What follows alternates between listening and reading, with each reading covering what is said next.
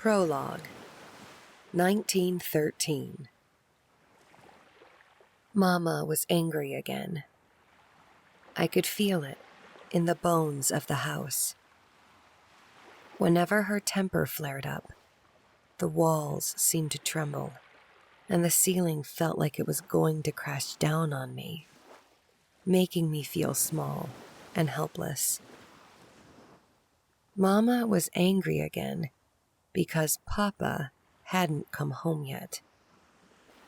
She told me once that he sometimes didn't come home because he was with other women who weren't Mama.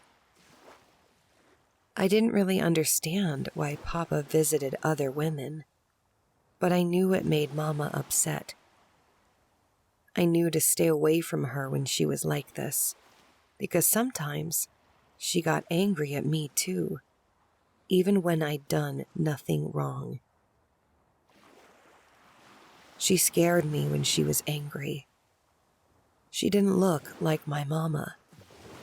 When her eyes went dark, and her lips curled, and spittle flew from her mouth with mean words. She seemed a stranger in those moments, and I didn't like it. So, I stayed up here, hidden in my room, feeling like the house was about to come crashing down around me. I don't know how long had passed when I heard the door open downstairs. A rumble of voices followed. Papa must have come home. I carefully lifted myself off the bed, tiptoeing to the door and pressing my ear against the wood. Feet thudded up the stairs, going past my room and then across the hallway. A moment later, a lighter pair followed. "Why do you keep doing this to me, Howard?" That was Mama's voice. She sounded sad, the corners of her voice drooping. "Leave me alone, Annie. I don't have time for this." "But you have time to sleep around with other women? What about me? What about your daughter?" "This isn't about you anymore. It hasn't been about you for a long time." I never heard my Mama's reply.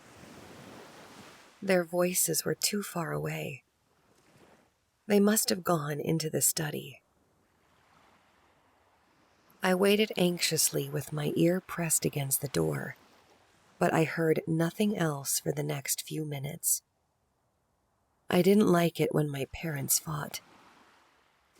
Mama never seemed happy these days. Not like she used to, when it was just me and her.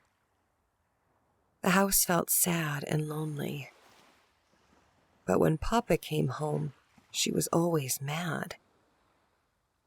My hand found the handle in the dark, and I twisted it open, slipping out into the hallway. The door to the study was partially ajar.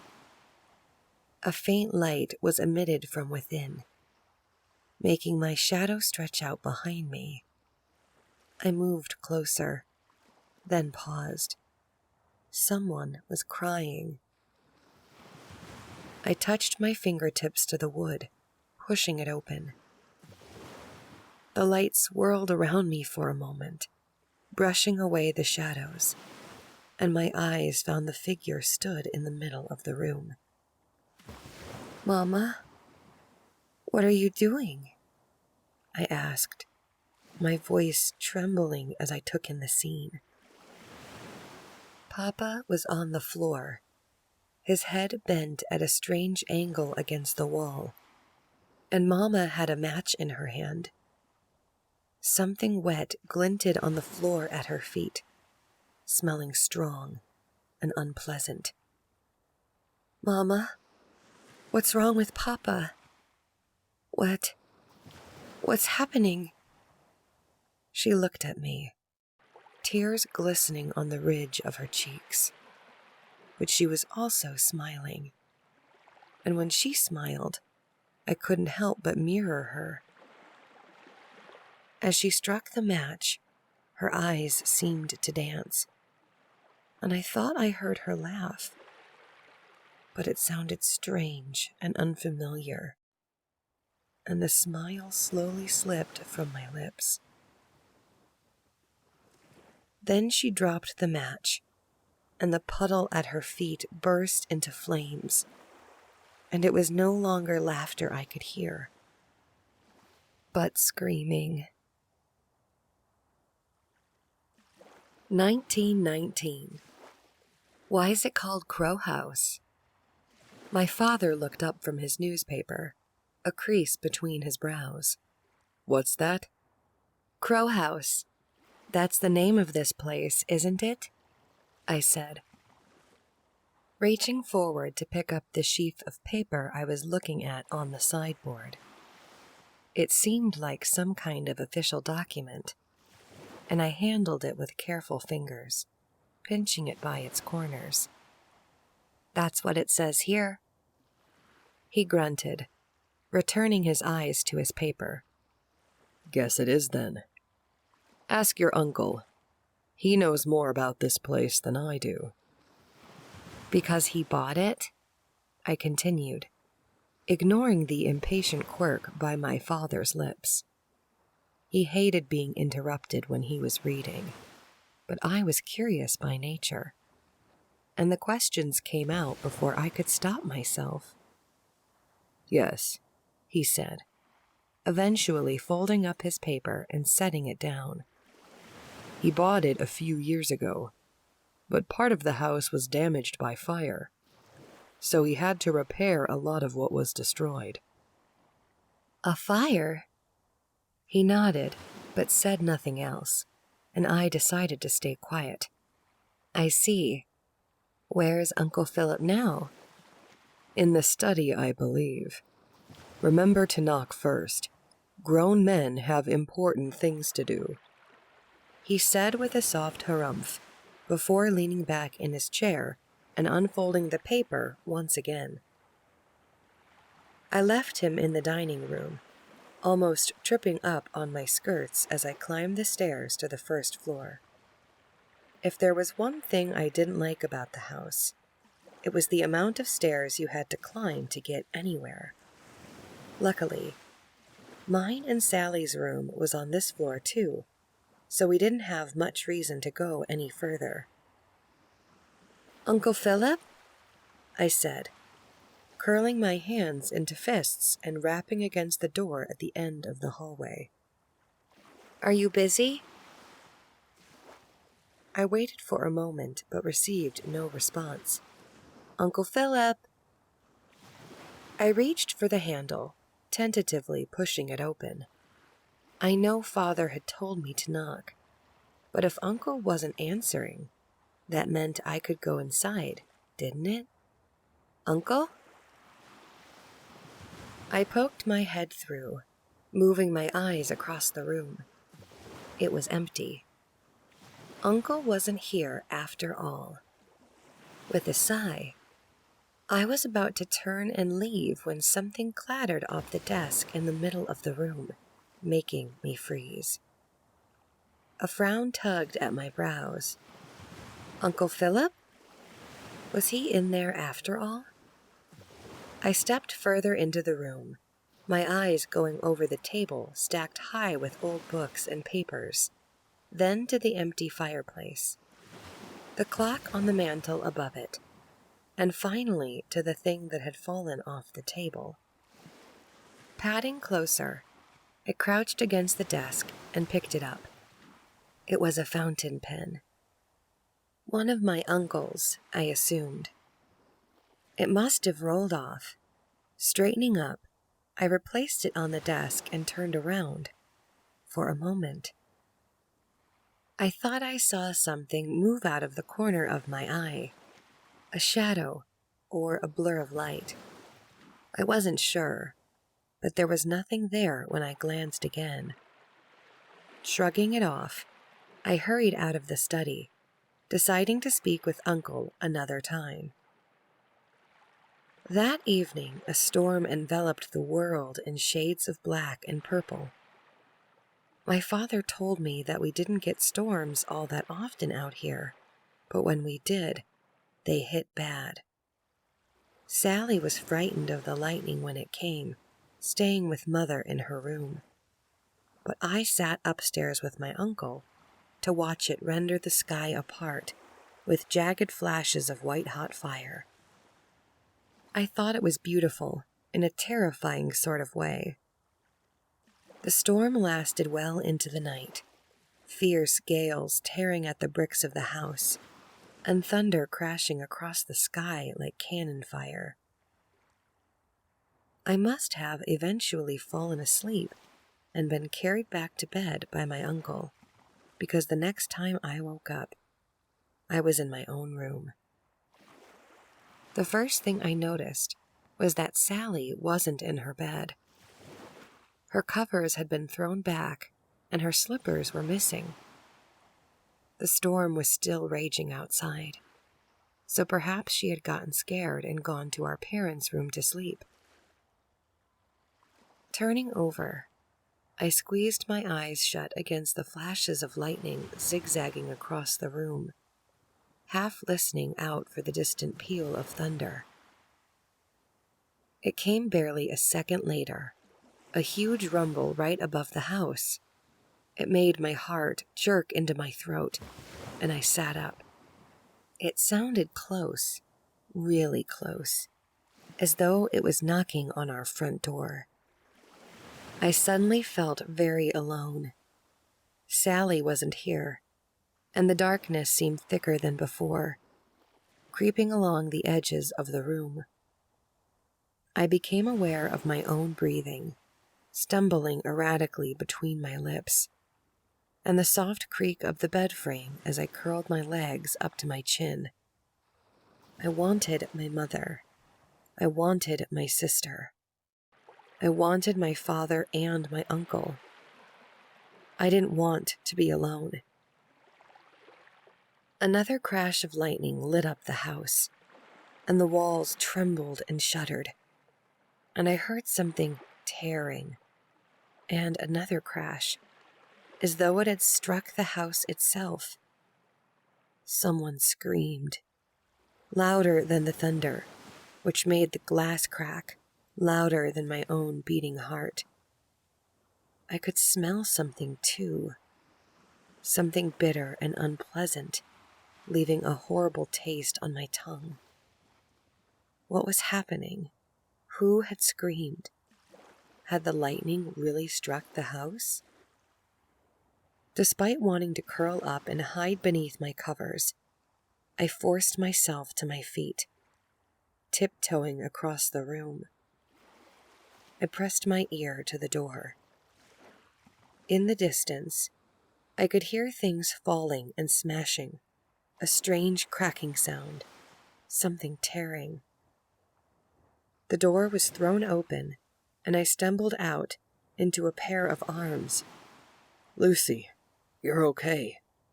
Uncle Philip, what's going on?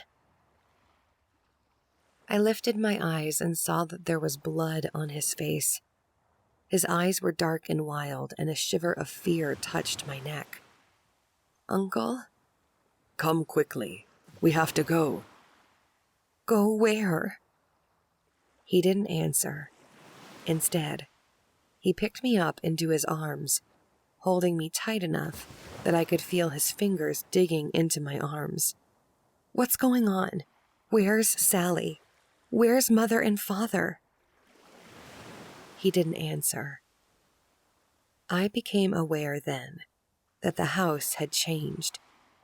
It seemed to have crumpled in on itself, and somewhere close, I could hear those sounds again, tearing, breaking, burning.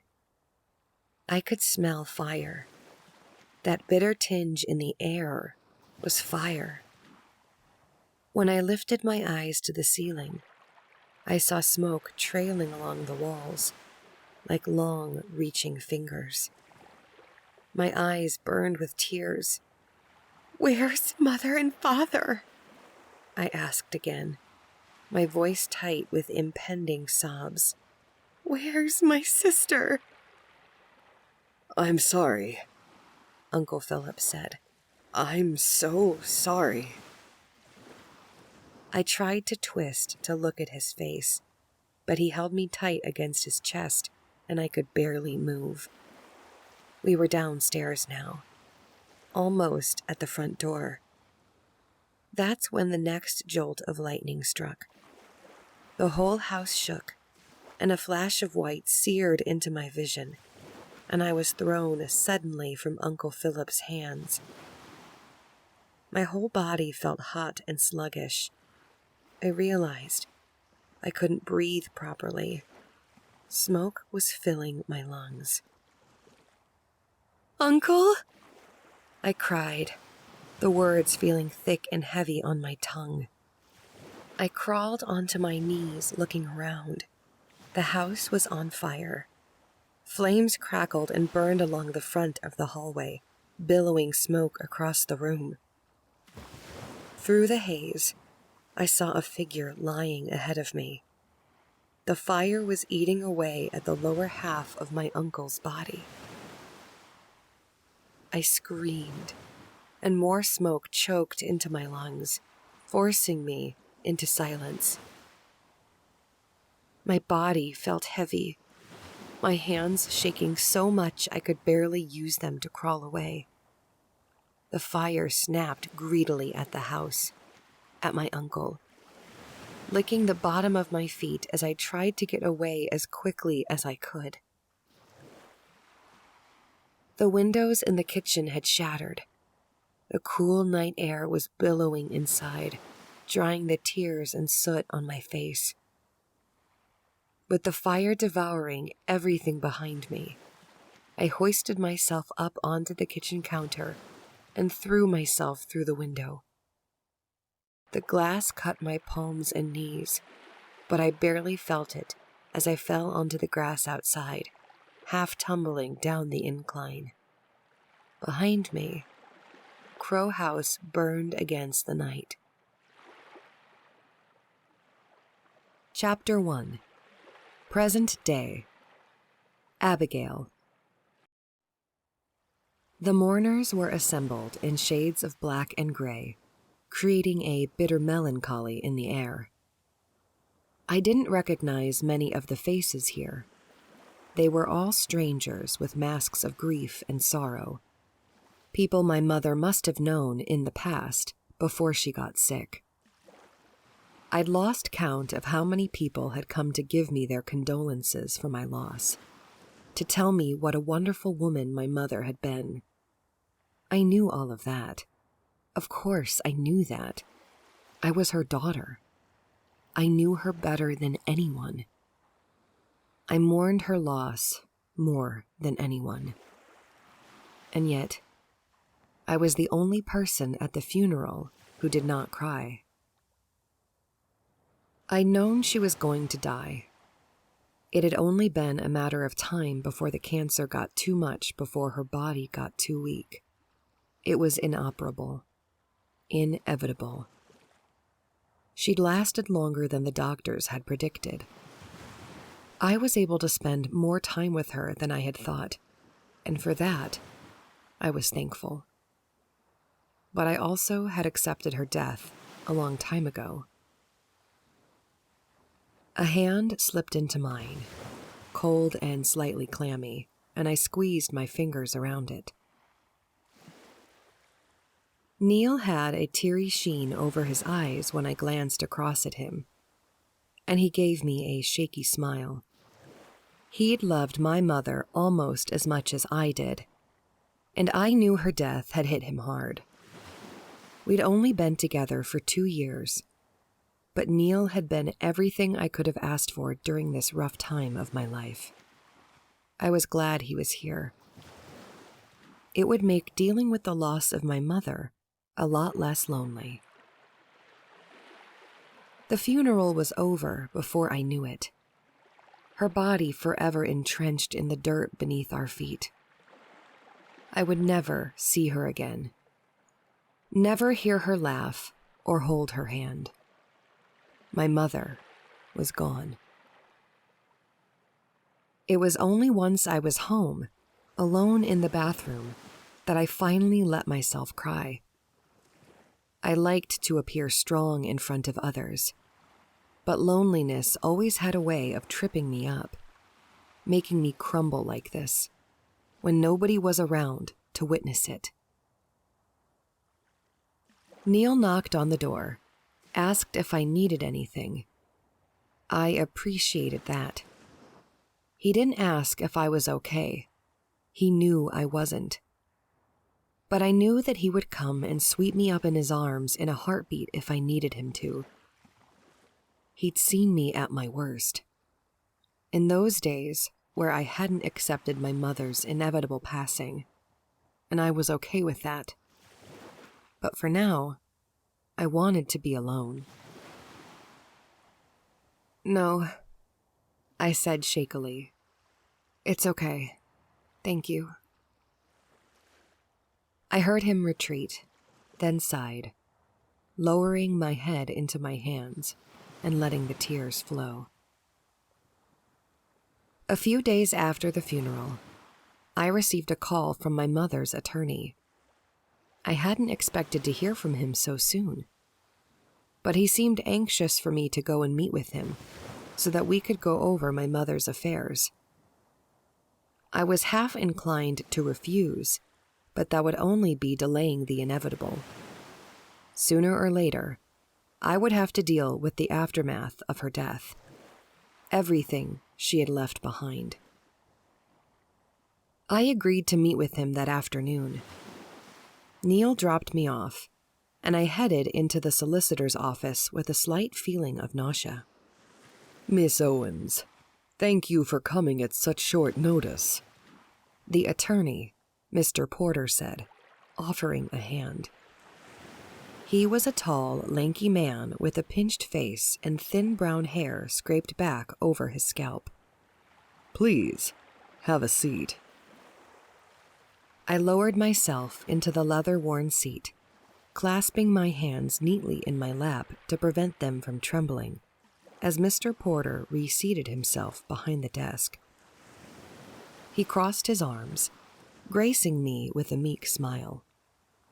"Firstly, please allow me to express my deepest condolences," he said, lowering his eyes.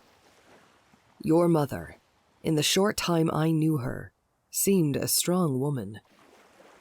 His words surprised me, and I stammered out a "thank you."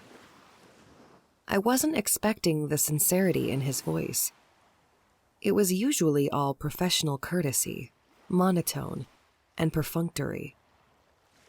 But I felt somehow that he was being genuine.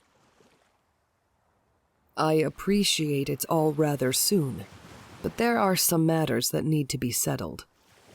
"I see." "You are aware of your primary inheritance?" I nodded. My mother had never been secretive about her money. She lived modestly, but she had a fair sum saved up in the bank. "As her only child, it will all be passed on to you, of course." I shifted in my seat. "And then there is the matter of the house," Mr. Porter began, and I looked at him sharply. "House?"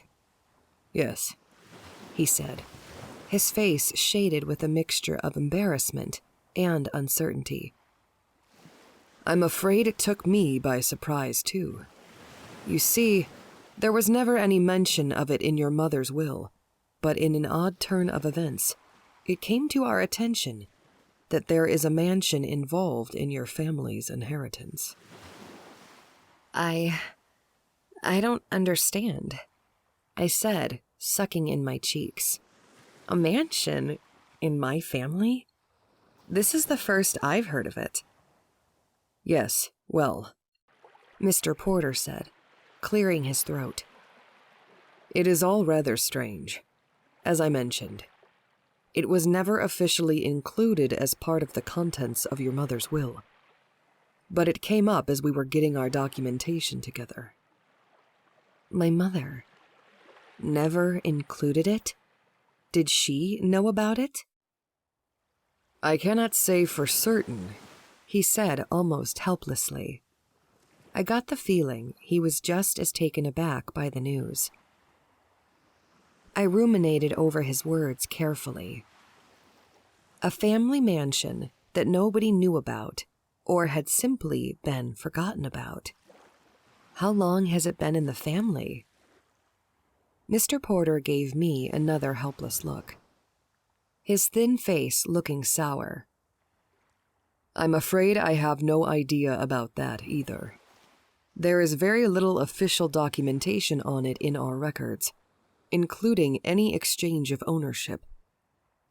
I did a little prying into it myself before I invited you here, but I found nothing except a semi-recent picture of it. From what I can gather, it hasn't been lived in for a while. None of this makes sense, I said with a half-hearted chuckle. The attorney gave me a sympathetic smile. I was rather baffled myself when I found out about it. But regardless, it is still in your family's name, and being the only surviving heir, it is now yours. Does it have a name? I asked. Mansions usually come with names, don't they? I was just simply curious. Mr. Porter nodded, his lips quirking hesitantly. The one thing I did find out was the name of its original owner, Howard Crow. Crow, I echoed. Yes, he said. The place is called Crow House. Chapter 2. Abigail. Crow House was an old, dilapidated thing with a blackened roof and sagging bricks. Although I'd seen the picture that Mr. Porter had found of it, it hadn't prepared me, 2 weeks later, for coming face to face with it. There was something almost grotesque about it, in the shadowy eaves and empty windows. It gave me a sense of lost grandeur, something of beauty that had fallen into ruin. I'm sure it'll be nicer inside, Neil said from behind me, as though he read my thoughts. I said nothing. Part of me was wondering if perhaps I had made a mistake by coming here. I'd taken an extended leave of absence from work, partly to get to grips with my grief, and partly because I was intrigued about this place. I'd done some digging myself, but like Mr. Porter, could find very little information about it. All I knew was that it was built by a wealthy blacksmith named Howard Crow in the early 1900s. I had no idea how it came to be in my family, but it was my name on the lease now. Shall we take a look inside? Neil suggested after a short silence. I threw him a faint smile over my shoulder. Sure. Since the original house keys had somehow gone missing, a locksmith had dropped by earlier in the week to change the locks on the door, procuring a new set of keys for my possession. As I stepped up to the porch, the flagstones cracked with age. The glistening lock seemed strangely out of place against the dark, tarnished bricks and peeling paint of the door. I sucked in a deep breath and slotted the key inside, feeling the tumblers click smoothly. Neil patted my shoulder gently, a sign he was right behind me, and I pushed through the door. The heavy musk of dust and mildew swept over me, making my eyes water for a moment. Mr. Porter wasn't wrong when he said nobody's lived here for a while, I muttered, coughing the dust from my lungs before stepping inside. The entrance was staggered with shadows, formed by the milky gray light seeping in from the doorway behind me. But even in the semi-gloom, I found my breath stalling, my heart picking up speed. The entrance was grand, all dark wood paneling and glossy fixtures. A staircase winding up out of sight. A plush carpet running ahead of us down the hallway. Even beneath the decay, the insect husks and cobwebs and that thick, stifling dust, I could see the veneer of beauty that still lingered from the house's past. I'd hoped, upon coming here, that I'd be able to transform the place into a bed and breakfast. I couldn't see myself living in a house this big with just the two of us. It seemed a waste, having all of those empty rooms. And it would be a good investment in the long run. Far better than just leaving it here to rot away in the shadows. I could feel Neil shuffling his feet behind me, so I quickly stepped further inside, wafting a cobweb away from my face. "It's big," I said, my voice echoing dully around the high-arching ceiling. One of the light fixtures swayed as a breeze rustled in. Neil grinned. "Who knew your family owned something like this, huh?" "Yeah," I mumbled. "Who knew?" But did my mother know? Had this house always been steeped in a long-forgotten history, or was it something my mother chose not to bring up? I couldn't wrap my head around it, but I tried not to worry about it too much. If I was going to be staying here, maybe I would find the answers in the house itself. "Well, lots to explore," Neil said with a playful wink. I smiled back. At least he was trying to cheer me up. He probably figured I was feeling overwhelmed about being here, so soon after my mother's passing too. It was almost too much to think about. "And lots to do," I added, clapping my hands together and startling the dust from the rafters. "So let's get started." We took our time looking around. Each room struck me with its almost desolate grandeur, and I was already imagining what the house would look like once we removed the dust and the cobwebs and the stains of its old history. There was a lot to do, but I was also excited. It would give me something of a purpose, something to do that wasn't sitting at a desk all day, watching the clock tick off the minutes until I could go home. It had been a long time since I felt truly motivated about something. "Whoa, look at this room," Neil said. We were standing outside the door at the very end of the first floor corridor, after having checked all of the bedrooms on this level. They were all reasonably sized, with scant pieces of furniture left behind. We'd have to replace a lot of it, but I was hoping to preserve some of the original fixtures. I followed Neil into the room, my eyes widening to take everything in. We looked to be in some kind of study. One wall was filled with bookcases, dusty spines facing outwards, and there was a table in the middle, made of a gleaming dark wood. A fireplace curved into the wall behind it, its grate blackened with soot, and a marble mantel was inlaid with ivy-like patterns. I'd never seen a room so grand. And to think it now all belonged to me, the last of the Owens. Padding further inside, I went across to the desk, where mildewed papers were still lying on the surface. Most of the ink had faded with age and damp, but I could pick out enough to realize there were some kind of architectural plans.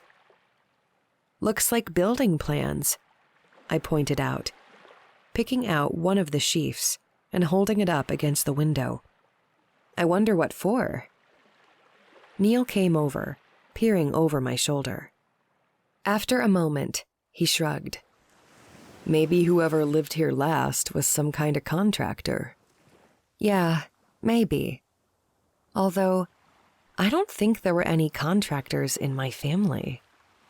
He hummed quietly, before moving away to peruse the bookshelves.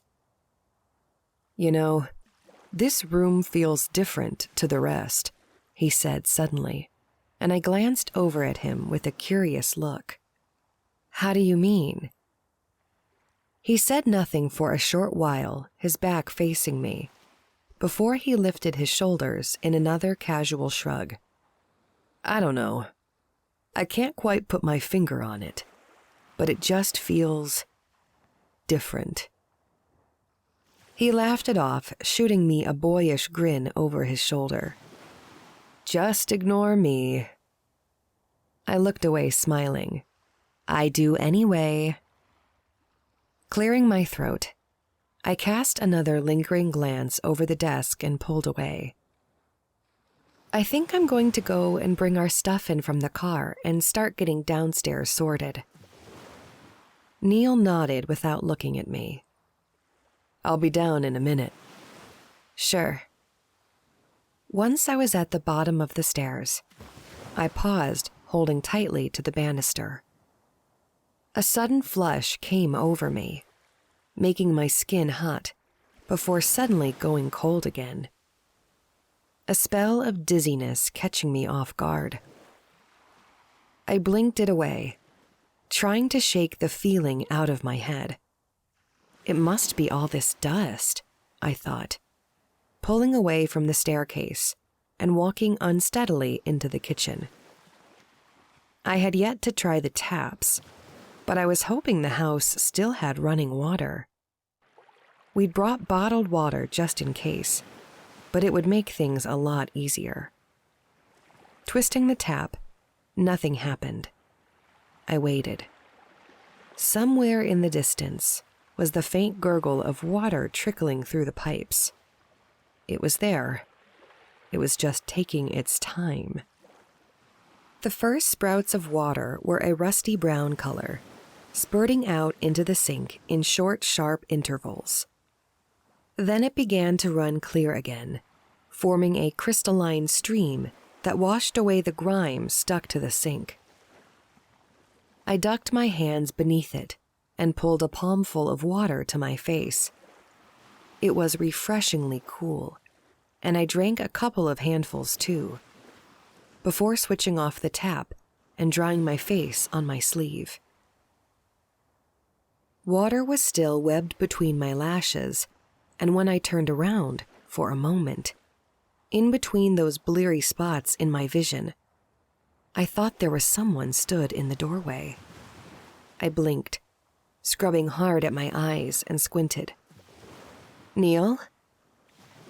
There was nobody there, and as I listened, I could hear Neil just coming down the stairs. I must have imagined it. He seemed surprised when I came out of the kitchen. My cheeks probably still glistening with water, but said nothing. Without a word, he followed me outside to the car, helping me haul the bags into the sitting room. Other than clothes and food, and a couple of other necessities, I'd brought a bag full of cleaning products. Even as I looked around me, I wondered if I'd brought enough. Want me to take the kitchen? Neil said as he armed himself with a sweeping brush and duster. I chuckled. Go ahead. The sooner we get this place cleaned up, the better. All this dust is giving me allergies. It was getting well on into the afternoon when I finally took a break. I stood up from where I had been stooped, scrubbing the floor with a cloth, and wiped away the sweat beading my forehead. My back was aching from being crouched over, and my fingers were sore from handling so many chemicals. But the dining room was starting to come together. The wood flooring was no longer shrouded with dirt, and the long table in the middle of the room was almost gleaming in the late afternoon sun streaming in through the windows. There was a slight problem with mold creeping in through the plaster, presumably where it got damp during winter, and I made a note to call someone in to look at it. Neil had a mild form of asthma, but any sort of damp usually made him a lot worse off. Settling down the cloth, I began to stretch out the cramps in my back when something made me freeze. A loud thud coming from somewhere deeper in the house. "Neil, that you?" He came out of the kitchen, shaking his head. "No, I heard it too." "What was it?" "I don't know," he admitted, his lips twisting with a frown. "It sounded like it came from upstairs." I wetted my lips nervously. "Do you think we've got some company?" "I hope not," he said quietly. "You stay here. I'll go check it out." "You sure? I can come with you." "I'll be fine. I'm a brave boy." Chapter 3. Neil. I left Abby in the dining room and made my way to the stairs in the main entryway. I hadn't quite been able to place where the sound had come from, but it was loud enough to resonate through the ceiling that I figured it must have been above us. The stairs creaked faintly as I made my way up to the first floor. We'd already looked over the whole house and hadn't seen any sign of anything untoward. But given how long the place had been abandoned, it wouldn't surprise me if any number of rodents or wild animals had managed to sneak in here. I poked my head into each room, checking for any sign of what had made the noise, but there was nothing amiss that I could see. Nothing that could have fallen. No windows open. I lingered for a moment longer in the study, feeling a faint prickle on the back of my neck as I stood in the doorway, before quickly retreating. There was nothing up here at all. As I was making my way back to the staircase, something thumped above me. I glanced up, a small cloud of dust showering into my face from the ceiling. Above me?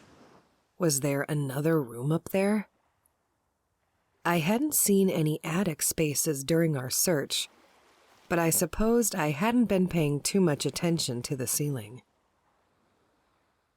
I went back through each of the bedrooms, scanning my eyes over the white walls until I saw it.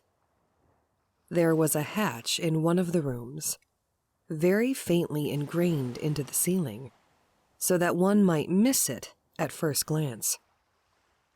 The house had an attic after all. Before I investigated further, I retreated downstairs for a flashlight. It would probably be gloomy up there, but I'd want to see what I was dealing with before sticking my hand blindly into the dark. "See anything?" Abby asked, wringing her hands together. "I think there is an attic space," I said, scratching the back of my neck. "Seems to be where the noises are coming from." "Oh, great," she muttered. "Who knows what's up there?" I chuckled. "I'm about to find out, but I figured I'd better take a flashlight." "Good idea," she concurred, rummaging through one of the bags. Preparing for the worst, we'd brought plenty of candles and torches. But when we'd tried the light switches, everything seemed to be working. A little sluggish, but working all the same. "Here, be careful up there." "I will," I said, taking the flashlight from her hand before making my way back upstairs. Almost as soon as I stepped into the room with the hatch, something thudded overhead. There was definitely something up there. I just hoped it wasn't some kind of rabid animal.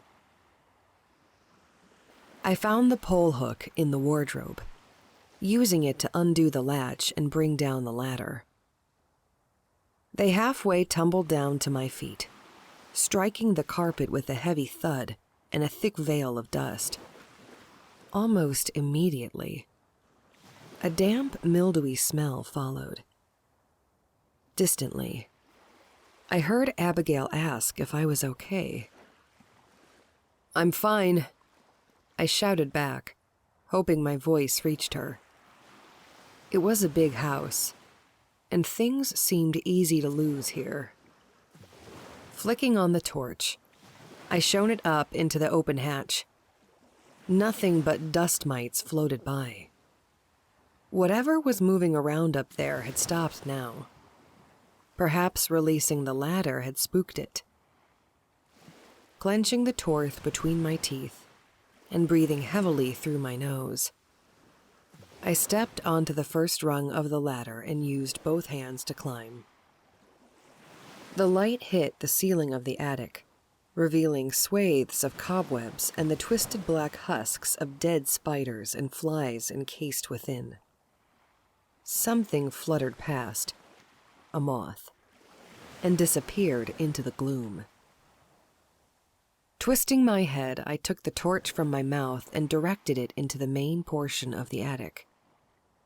It was a decent size, and I could just see the other end of the wall from behind the haphazard stack of boxes. Something glinted in my periphery, and I turned the torch again. Two gleaming eyes stared back at me from the darkness, and I almost lost my footing on the ladder as shock jolted through me. A soft mewl followed, and I swallowed back my sudden panic as I realized what it was. A brown tabby cat was cowering in the shadows of the boxes. It was a scraggly, malnourished-looking thing, with matted fur and rheumy eyes. Beside it, something lay in a small pool of blood. A rat. I didn't know how long the cat had been trapped up here, but it must have survived all this time by catching the rodents living in the walls.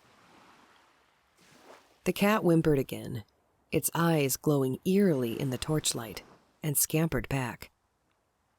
"Hey, it's okay," I said softly. "I won't hurt you." The animal skittered deeper into the shadows, and I sighed, swinging the torch away to glance around the rest of the space. Other than the boxes, there was little else up here. But at least we'd found the cause of the noise. "I'll go see if Abby brought anything to give you," I muttered, half to myself, and slowly clambered back down the ladders. Abigail was waiting for me at the bottom of the stairs, staring absently at the walls. She started when she saw me, a mixture of expressions tumbling over her face. "Did you find anything?" "Yeah," I said. "You won't guess what." Her face dropped. "No rats. Please don't tell me there's rats." I grimaced. "There was a dead one," I admitted.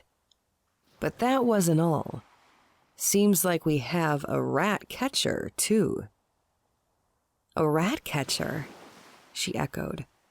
"You don't mean—" "Yeah, there's a cat up there. Bit of a shabby-looking thing. God knows how long it's been trapped up there."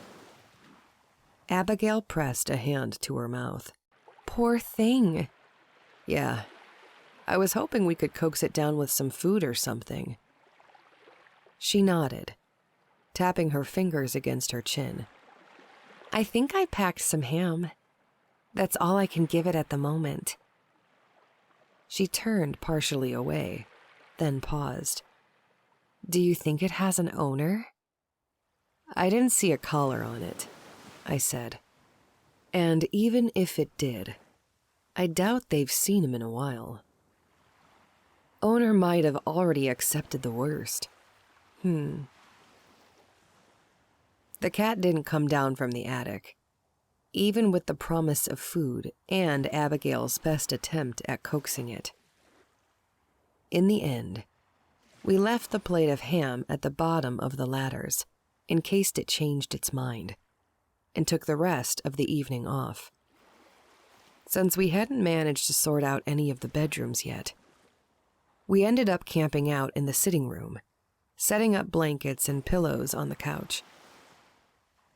It felt strange sleeping in a different house. In the 1.5 years since I'd been living with Abby, I'd never slept anywhere else.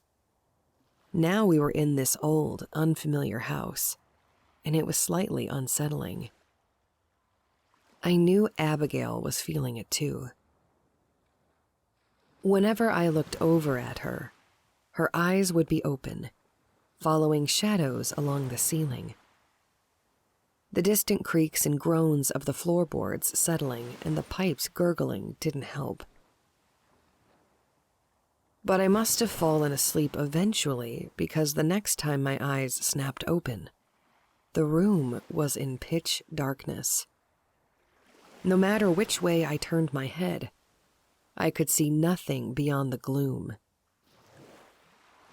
As my eyes eventually adjusted, I was able to pick out shapes: the lamp on the sideboard, the coffee table, Abigail lying on the couch. Her breathing had evened out now, and I assumed she had managed to fall asleep too. But something didn't feel right. My nose wrinkled, and I realized I could smell something. Something that shouldn't be there. I jolted up, the darkness spinning around me. Fire. I could smell fire. For a moment, my eyes watered at the heaviness of it, and I could almost imagine the smoke billowing across the room. Maybe that's why it was so dark, why I couldn't see properly. But there was no smoke. There was no crackle of flames, no orange glare, just the horrible, prickling smell of burning. I maneuvered myself stiffly off the couch, tiptoeing across the room. The door opened on quiet hinges as I stepped out into the landing. Leaving it open slightly ajar behind me, a silvery thread of moonlight fell across my feet as I stood in the doorway of the kitchen. The smell of burning was still heavy in the air, but I could see nothing that might be causing it. A floorboard creaked softly behind me, and I twisted round. A figure was moving towards me down the hallway, shrouded in darkness. "Neil, what are you doing?" Abigail's voice floated towards me, thick with sleep. As she drew closer, the moonlight highlighted her heavy-lidded eyes, unsteady steps. "Sorry to wake you," I said quickly. "I thought I could smell burning." "Burning?" she said, her nose twitching. "I can smell it too." "I can't see anything that might be causing it." Abby pursed her lips, seeming more alert now. The haze cleared from her eyes. "It might be coming from outside." "Yeah, maybe," I said. "I'm sure it's nothing. There'd be more signs if there was a fire. Let's head back to bed."